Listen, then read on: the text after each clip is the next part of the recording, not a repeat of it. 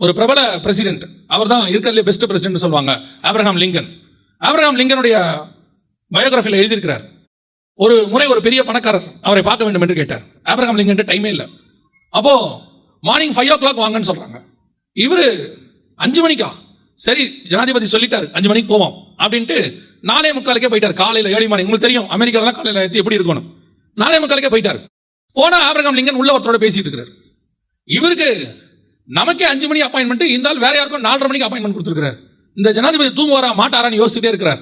சரியா 5 மணிக்கு உள்ள வாங்க கமின் அப்படின்னு சொல்லி ஒரு சொல்றாங்க. இவர் என்ன பண்றாருன்னா உள்ள இருக்கிற ஒரு வெளியே வரட்டும் வெயிட் பண்றாரு. திருப்பி சொல்றாங்க உள்ள வாங்க அப்படின்னு.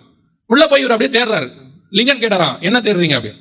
இல்ல உங்களோட ஒருத்தர் பேசிட்டு இருந்தாங்களே, அதனால தான் நான் வெளியே வெயிட் பண்ணேன் அப்படின்னு. அப்போ லிங்கன் சொன்னாராம், நான் எந்த மனுஷனை சந்திக்கிறதுக்கு முன்னாடியும் காலையில முதல்ல நான் தேவனை சந்திச்சுட்டு தான் நான் மனுஷனையே சந்திப்பேன்.